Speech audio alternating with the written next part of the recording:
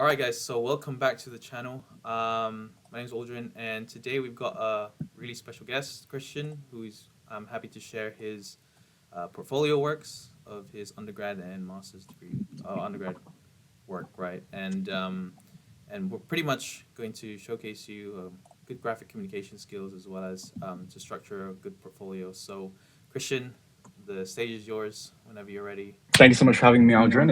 It's a pleasure to be on this call today and to go through my portfolio and to get your advice and tips and tricks and to just display my work and kind of hopefully inspire other people to in different ways.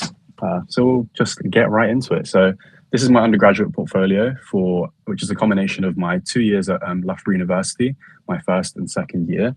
It features 8 projects, as you can kind of see through these colors here. That's representative of the projects that we have coming up, which is the first one is going to be called the Emporium of Knowledge. The second is the Concentration Station, Restoration Installation, Perfection in Imperfection, Beauty and Fragmentation, the Tree of Life, Delta Shelter, and the Slope to Villa as well. So without further ado, we can get right into the first project, which is the Emporium of Knowledge. And so this is a second year project, which essentially introduced us to BIM workflows and building information modeling and kind of implementing that in a group collaborative digital setting and context. And so it's specifically focused on developing our Revit proficiency. Essentially, the project entails a vertical extension to the existing Keith Green building, which currently hosts 2 of the undergraduate years as part of the Barch course. So it hosts the first years and the final years as well. And so essentially the objective of this project was to transform the space into a productive and centralized learning environment for all 3 undergraduate cohorts to flourish. So essentially add another layer so that the first years, second years, and third years can essentially use the space to share ideas, to communicate, and to also kind of bounce off each other and learn from each other. And so our response to this project, it was a group project, like I mentioned, of 9 of us. And our response to this project was bringing about this driving force, this driving concept of the transfer of knowledge, which can be likened to the spectrum, which hosts this transition between the absorption of knowledge to the projection of knowledge. And so to make this concept tangible, we simplified the idea into the 5 key stages of acquiring knowledge, which, as we know, is novice, beginner, competent, proficient, and expert. And so the idea is that each stage of acquiring knowledge is reflected through the stage you're at in your architecture journey. So the novice would be the part A, the year 1. The beginner would be the part B or the second year. The competent would be the part C, the final year, the proficient, the master, and then the expert is the tutor. And so the idea is that each undergraduate progression is reflected through this physical design as well. And so the part A's would be at the ground level, the part B's would be at the first floor, and the part C's would be on the second floor. And as you can kind of see through the renders on here, there's now 3 floors to the space. There's this ground floor, which is for the part 1s, part 2s for the first floor, and then the second floor, which hosts a mezzanine as well, with a cafe space and kind of an outdoor space and a presentation room as well for the final years. And so playing into this concept, we also wanted to look at kind of how the building performs as well, not just aesthetically, but also functionally as well. Like, how are we going to improve the building's performance as well? And so we looked at integrating a central atrium to the space as well. And so this not only connects the cohorts on a visual level, but it also enhances the building performance through optimizing ventilation, through stack ventilation, and also daylighting as well. So as you can see through the section here, it's very small, forgive me for that. There's essentially the central atrium, which has been added to the space to offer these views and this connection between each space as well. In addition to that, we've also included a facade, which also plays into this triune nature of the 3-year undergraduate structure. And this facade is inspired by the Al Bar Towers in Abu Dhabi, which is a very popular building, which is known for its facade and how it responds to kind of optimizing thermal comfort for occupants inside, and its responsive nature to also fluctuating levels of heat and light stimuli. And so adding this to the south-facing elevations was part of our strategy to optimize thermal comfort levels for indoor occupants and also enhance daylighting performance as well. A little bit about my role for this project. I was the BIM leader of the group, and so it was my task to model the existing and the proposed KGB, And I also was in charge of producing the renders and the drawings. And so upon reflection, I like to kind of reflect on my projects as well. Kind of the takeaways was understanding, one of the things this project taught me was understanding the efficacy of a BIM workflow in that setting of, group projects and working with a team. It really emphasized for me the coordination with other team members and being able to work with each other in a sense that using each other's strengths and skills and being able to delegate tasks to form the best response possible to a given brief. And so it also exposed the importance of thinking practically in design as well. I think justifying every design decision that you make and how adjustments improve the overall life cycle of the building is really important throughout the design process as well. And so that is the Emporium of Knowledge. We can go ahead into the next project, which is the Concentration Station. And so this is another second-year project, which involved working with real-life students, so real-life Year 6 students from a real primary school. And so we had the pleasure of working with young children to essentially design a classroom of the future for them. And so the objective was simple. It was to create a flexible space for a primary school that strives to revolutionize a new, fun, and refreshing approach to learning. And so our response to this, kind of the driving concept behind our project here, was focusing on the retention of concentration in education. And so that was kind of the driving force behind our project. And so to bring this concept to life practically, as you can see there from the design, from the plan there, we have an enclosed space of 25 meters squared.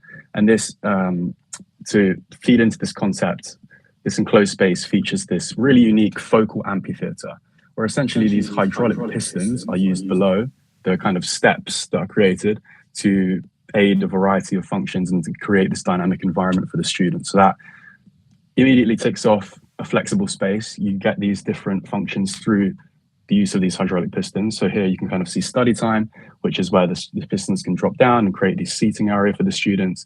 And then story time as well, where the pistons can go up and create this flat space where you can kind of have different functions. Story time is just kind of an example that would be used for that space, that enclosed space as well. From here, you can kind of see, from this axonometric here, you can kind of see a spiral amphitheater, which is wheelchair friendly, as you can see there. A waffle canopy, which encompasses the space to allow that flexibility throughout the year to use the space, even when it's raining. As we know, the UK climate is kind of unpredictable. So allowing that space to be used throughout the years was really important as well.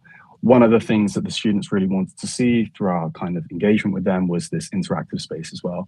And so they really wanted this kind of interactive climbing frame almost to kind of be able to explore and kind of use whenever they want to, or during outside school times, I guess. And yeah, so like I said, there's a spiral amphitheater. There's also a horticultural area to kind of educate them about growing your own food and learning about being environmentally friendly in that sense as well. A climbing frame. They also said they really want to see like swings and hammocks in the space as well. Chalkboards, which should be behind this kind of thing here that has mirrors as well. Bean bags. They really wanted just a space where they could relax as well. And so having that kind of indoor-outdoor kind of combination was something that we really wanted to integrate into the design as well. My role, again, for this project was the 3D modeling leader. So I used SketchUp CAD to take our team's thoughts, our ideas, and essentially make them to bring them to fruition through visual outputs.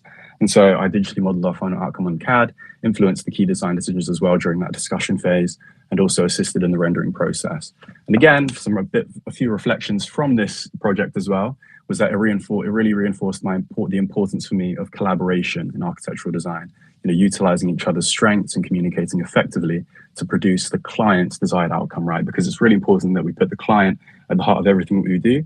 And so with every design decision that we chose to take on this project, we really focused and really honed in on what the student wanted. Even from selecting the site, we were given 2 sites to pick from.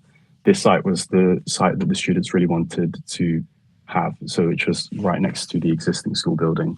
And yeah, and also pleased to add, this project actually won the Best Team Project Award at the LU Arc End of Year show as well, which was really encouraging. I think it's not only about the awards, but it's also being able to display your best work and have that recognized is very nice. Moving on to my third project in my portfolio, which is the final project of second year, which is a two-phase project. The first phase being the temporary. And so this was an individual project undertaken in my second year, like I just mentioned, which involved designing a temporary pop-up space in Shoreditch for specifically an underrepresented community. And so, like I just said, it's the first phase of a two-part project. And so the objective, again, was very simple. It was to identify an underrepresented community in Shoreditch and to design a space that encourages entrepreneurs to use the intervention to promote their campaign at an affordable rent. And so my response to this project focused on restoration and this idea of bringing people back to society, integrating this underrepresented community back into society. And so the veteran community in Shoreditch is quite small, if even like is there anymore, to be honest, because we've seen so much gentrification throughout the years in Shoreditch and how lively it is in terms of how young the community is now. But I identified the veteran community in Shoreditch, aiming to see how I could design a space that helps them reintegrate themselves and restore their place in society again. And so giving the occupants the freedom to explore this space, it was very, very central to the project, and providing them with an open environment was very, very important, because throughout my research, I looked at rehabilitation designs. As we know, like veteran people who have served in the army, veterans of our communities tend to struggle with reintegrating themselves back into society. They often find themselves being homeless and kind of neglected. And there's that kind of really unfortunate reality within that they serve us, and then now we're providing a disservice to them when they come try to reintegrate themselves back into the community. So my project essentially focuses on bridging that gap. And so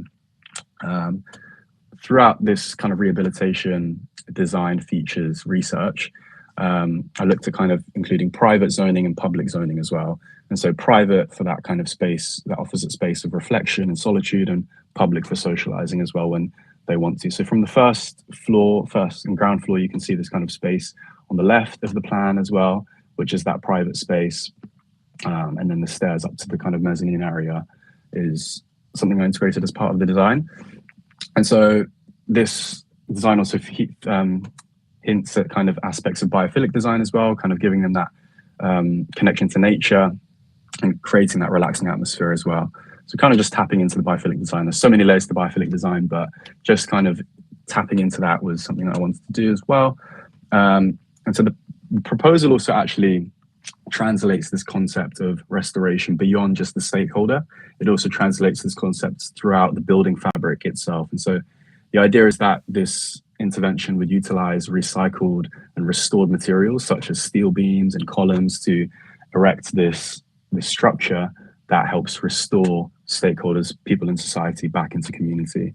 The color palette is also intentional, thinking about the kind of psychological implications of blue, which kind of resembles trust, dependability, security. Red is very much love and passion, excitement. Yellow is optimism, warmth, happiness. Orange is very friendly, creativity, or it inspires creativity and is all about energy. And again, a few takeaways from this project is how it really reminded me as well how important it is to reinforce that fact of designing for the user's needs as well as their wants in mind is very, very crucial in crafting a space that attracts these key stakeholders as well.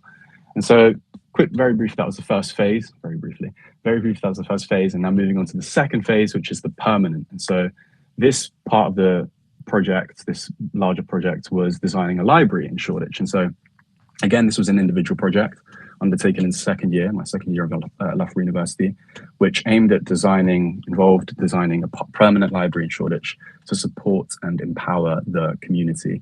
And so the objective was to understand the Shoreditch community and design a space that interrogates and reinvents the library typology. And so my response builds upon this restoration concept, but instead of just focusing on kind of going deeper into that, being more specific with that, I kind of focused more on the overarching concept and came to this kind of idea that this process of restoration is a work in progress, right? So this concept of work in progress was kind of the driving force for this permanent project. And so upon interrogating the function of a library, I came to the conclusion that libraries are essentially a place where people can give, take, and exchange knowledge. And so I thought about the philosophical side, where the human condition extends an effort to expand knowledge, right? We're all in this journey of trying to expand our knowledge on Earth and to understand the world around us. And so I kind of took a step back at this stage and asked myself, how can I actually translate these concepts into the design? And so again, I adopted an approach which looked at the function of the library and the form of the library. And so all with a consideration for the context of Shoreditch as well, and understanding like what's, the history of Shoreditch, who are the people there, kind of thing. And so looking at the function, bringing all these concepts together, I looked at the function of the library. And so it very much represents the present time of Shoreditch, which is, as we know, is undergoing a lot of gentrification. And, a lot of these newer people are coming in, and it's very lively and it's very fast paced. There's so many different cultures now in Shoreditch. It's very dynamic. It's appealing to a young generation. And so the function of the library honors that side to Shoreditch, whereas the form of the library, the kind of the past and the future, honors the industrial past of Shoreditch, because as we know, Shoreditch has a very rich history in being the beating heart of England's furniture trade during the Industrial Revolution. And so again, it's that very rugged, like industrial vibes to the library, which is expressed through the form of the library. So it's bringing all these contexts of the site, context of your stakeholders and the environment that you're designing in, and making a design that brings these all together. And so merging these approaches translates into a context-sensitive design, right? And so my site strategy looked at splitting the library into two zones: the kind of loud side, which is the more dynamic side, which is along the main road, this side here, this upper portion, with kind of a quieter side. So this side is more towards the park, which is the viaducts here. And that's a lot more traditional library vibes. So you kind of have these quieter study zones, this open space, the stacks would be here as well, to kind of just essentially function how a library is. But the unique kind of interrogating and reinventing the library typology comes through this loud zone. And so natural daylighting also promotes kind of productivity in this academic context. So as you can see, this is the north, this would be the south facing side. So a lot of sunlight would be present in this space as well, and that aids productivity in an academic context as well. The form of the library predominantly uses a steel frame structure, so it invites the possibility of expansion. Again, building upon that concept of work in progress. So from this section here, you can kind of see these steel beams and columns that almost give this feel to the library that it's not finished, right? And it's this, again, building upon this concept that a library and knowledge is always expanding, it's always changing. And yeah, so the spaces within the loud area kind of encourage these small businesses to promote their products and services. And so again, it's this dynamic nature to the library in terms of its function. And so these spaces here are very much for like pop-up fashion spaces, pop-up food markets, for everyone to kind of come along and enjoy community. So again, takeaways from this project is that this project really solidified my appreciation for a narrative-driven design. I think I believe that architecture should really consider the site context at all times and tell a story, right? It should really paint a picture and kind of serve, because architecture essentially is to serve us, right? We're not serving architecture. Architecture is there to be of service to us. And so that was something that this project really taught me and reinforced for me as well. And again, I'm really pleased to add that this project also won the Most Innovative Award at the LU Arc End of Year Show, which again was really encouraging. And then on to the fifth project here, which is a first year project. This is a home project called Beauty and Fragmentation. And this was an individual project, again, from first year, which involved designing a home for a modern craftsperson. So this was our final project of first year. And so it was to design this home, which considers their kind of craft and introducing us to that idea of having a driving concept throughout our whole project. And so my response was this concept of fragmentation.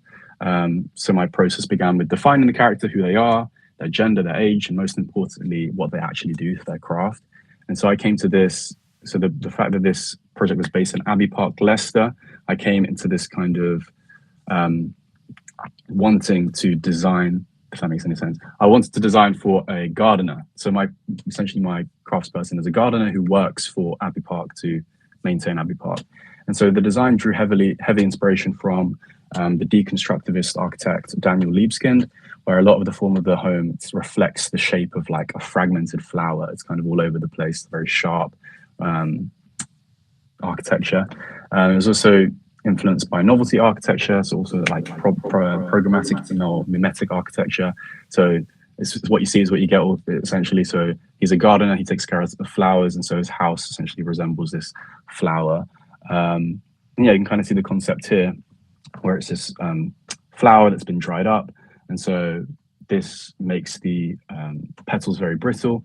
And then when you kind of take these petals, identify these fragments, and kind of put them together, you can get a piece of architecture. And so you take these planes, take these pieces, extrude these planes, kind of pull and tilt the corners, and then you get this design. And yeah, again, this project, the takeaways for this project was that it very, very much set the tone for designing, again, for a user and the client in mind. Moving on to the second project, or the sixth project here along the page, second project on the page, on the spread, we have the Tree of Life, which was, again, a year one project, which was part of a multidisciplinary collaborative team design challenge week, where we were placed into groups of students from different disciplines, and essentially they gave us the opportunity to have that experience of what it would be like in the real world. So I was in a group with a course on the civil engineering course, a construction engineering manager, a quantity surveyor, an architectural engineer. And together we were essentially given this task of designing a new central campus space or place.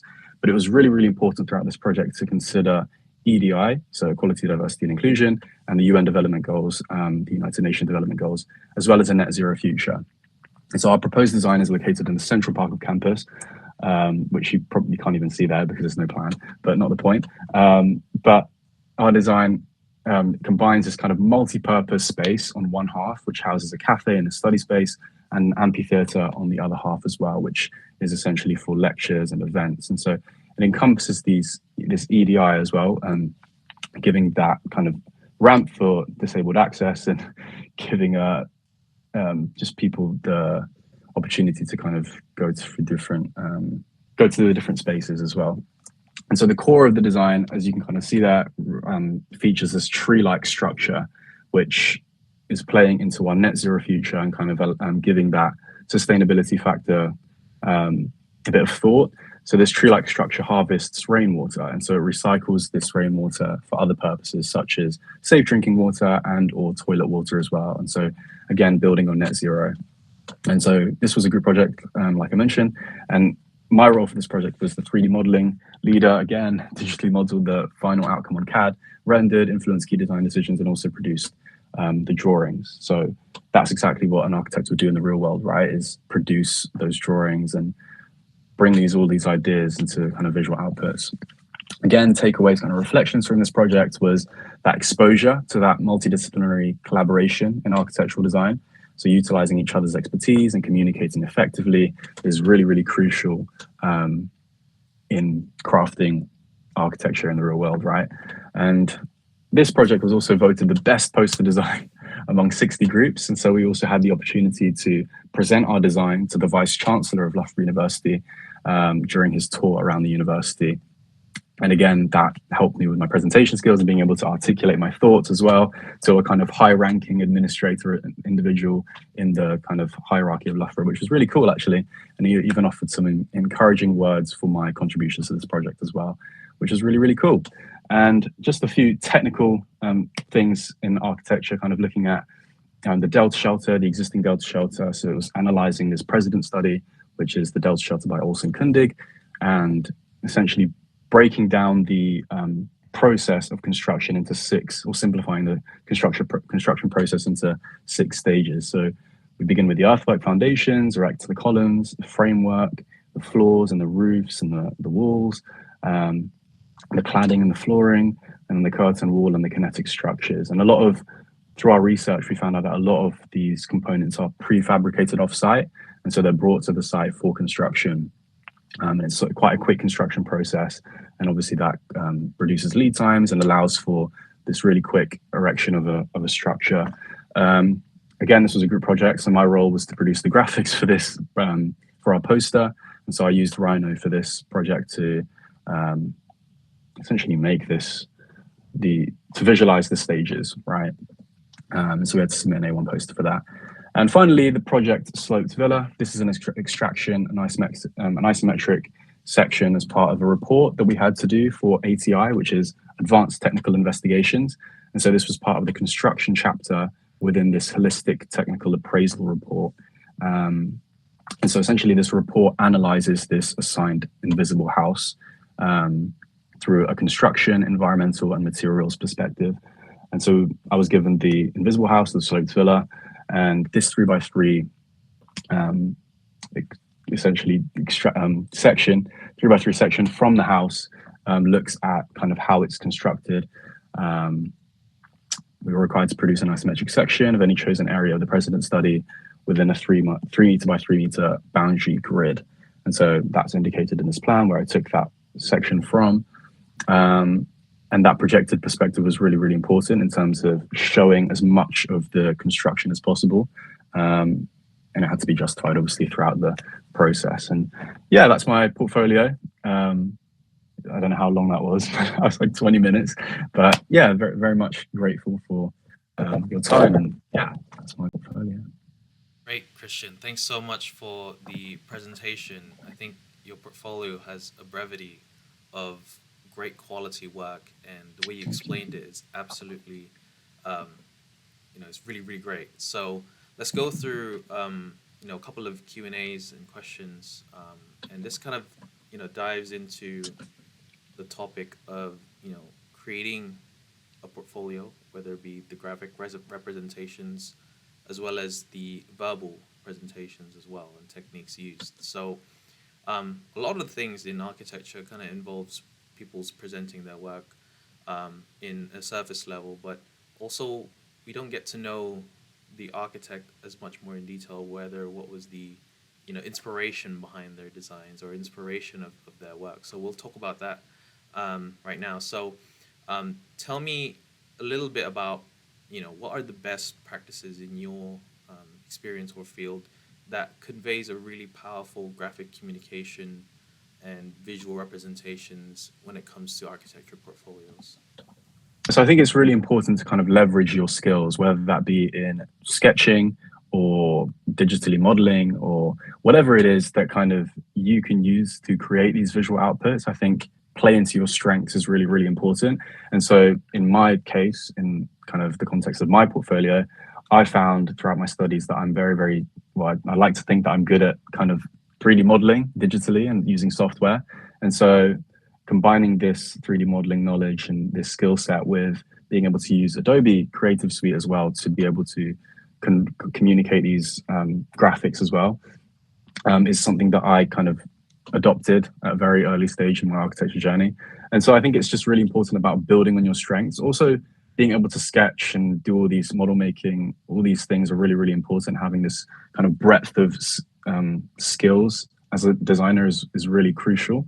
But being really good at one thing, I found typically helps your productivity, it helps your workflow, it helps you produce ideas quickly, produce a portfolio quickly, instead of tapping into these different things. It's good to have a breadth of different things, but I think being really good at one skill has proven for me to be instrumental in that visual output process. It's obviously great to play on your strengths, right? And you want to use your strengths as your main ability to be able to, showcase your work. And that's either, as you said, whether it be through sketching or through 3D modeling.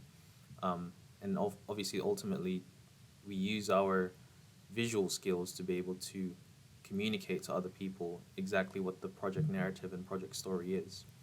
And that leads me to my next question, which is pretty much, when it comes to narrative and, telling people the story of your portfolio and your projects, what have you found like much easier, or what have you found really effective when it comes to, verbal presentations or just creating a narrative or story so that you can kind of communicate it to, whoever you're in front of?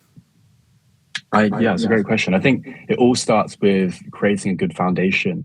And so throughout the project and kind of understanding the brief of your project, I think. And so that comes with understanding the site you're designing in. What's the kind of climate, with in regards to like weather? What's the kind of social hierarchy? Like what are the kind of aspects in society that really stick out in this context, in this environment, in this site that you're designing in? Who are the primary stakeholders? What's the population like? What's the demographic breakdown. It's understanding all those kind of groundwork research. For a lot of people, that's very boring, but I think understanding all those and knowing your site inside out from every angle allows you to essentially design something for that site. I think one of the things that my tutors really have really honed in on throughout this architectural journey is don't just design something that can be placed anywhere, right? The idea is that you have a site, you know your site, and your design is specific to that site to the point where you can't just take your design and plop it somewhere else. I think it's really important to know who you're designing for and what the ultimate goal, what the ultimate problem is that you're solving. And so through that, you create this story inherently without even thinking about it, right? You can play into these, you can tap into these different factors and kind of emphasize, I'm designing primarily for the stakeholder, or I'm thinking more about materiality, I'm thinking more about the weather, like solving a problem in regards to, this place might be experiencing a lot of rain, so my design helps combat that. And these little things that you can kind of pick up on through your research essentially creates this narrative for you. And so that's what I found throughout my projects. Yeah, totally. That it really does reflect that, and then I think you've done that quite successfully well. Thank you. And I think a lot of students tend to really struggle when it comes to explaining a lot of their work to other people, and with your advice, I'm sure they will take a lot of value out of that, and really understanding in terms of context and research, and the brevity of the things that will ultimately inform and will respond as a form of tackling a problem, and your story is essentially the solution to that problem, right? Your response for what have you found and where can you bridge that gap, right? Yeah, 100%. Couldn't have said it any better myself. So yeah. Great. My next question also comes back to is when it comes to coming up with a concept or coming up with your design process, has there any kind of link or patterns that you've realized that kind of comes from your background, or like where your experiences was? If so, is there any examples of that you could perhaps demonstrate or show us? I think it goes back to your previous question in terms of knowing a brief and understanding the site and all that informs what you design. So for me, I wouldn't, at least consciously anyway, I wouldn't say that there's anything up throughout my upbringing that influences my kind of design style necessarily. Maybe there is if I dig deeper or kind of peel back the layers and kind of take that time to reflect on my journey as just a person and as a designer. Maybe there are like things there, but that hasn't been an avenue that I've kind of tapped into or kind of looked into as of yet. I think it's very much just, I think for me anyway, there's a lot of empathy that I think I've built throughout the years in terms of designing for people. Throughout my projects is something that I really like to focus on, and not just myself, not just in terms of, I want to design this because I think this. It's all about me. But instead, it's very much, I think architecture's taught me about, while it's good to express your creativity in that sense, like being of service, like obviously without these skills, then you wouldn't be of service to anyone. It's very important to understand who's actually using your project, and so a lot of empathy and consideration for other people is very important.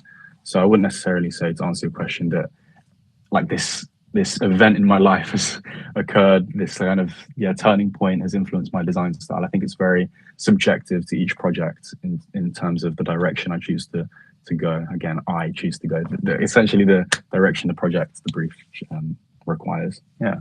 And just to expand on that, I think what I was kind of getting into was more about your design principles, right? I mean, what really resonates to you even before tackling a project on, right? And that what's really is, like, I think you said it pretty perfectly, that design is supposed to be a tool to help others, and it's supposed to encapsulate a sense of purpose, not just for us architects are the instruments to what we produce and the spaces that we design, so that it could facilitate and it could also purpose others, right? And that's ultimately our role in the field.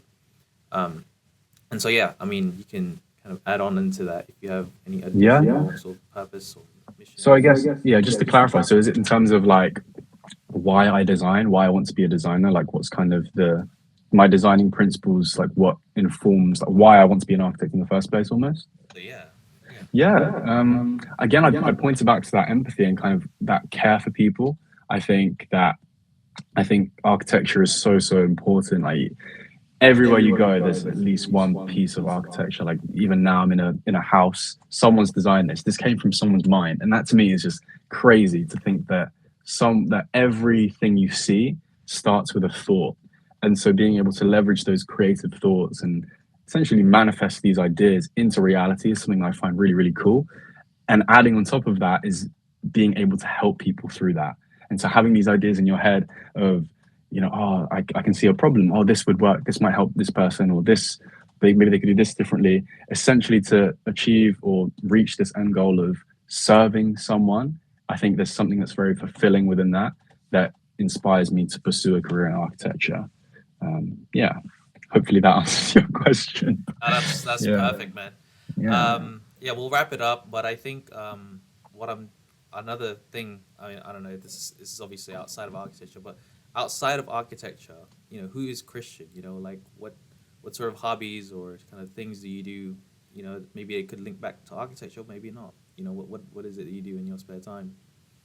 Yeah, I think I'd like to describe myself as quite a sporty person. I love to go to the gym and kind of work on self-improvement, and just being able to work with what I have almost and trying to level up in different facets of that, obviously in the way I eat, the way I take care of my body, all these things I really value highly.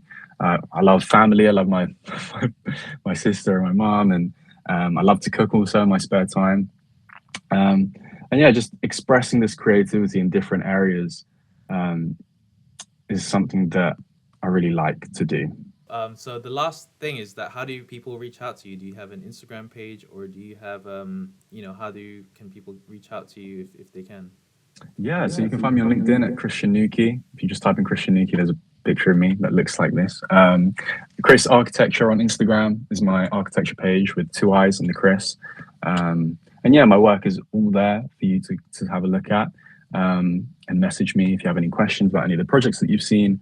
And yeah, Yep. that's me. I think that's a wrap. Well, thank you so much, Christian, for explaining your work and showing us your portfolio. It's been really insightful, and I hope you guys also find value into this. And then I'm looking to drip out more videos for Student Showcase's work and really showcase to you, the great examples that architecture students should also employ, as well as be able to better communicate their project work. So I hope you enjoyed today's episode, and I will see you in the next one. Thanks. Thank you guys. Thanks, Cheers. Arjun.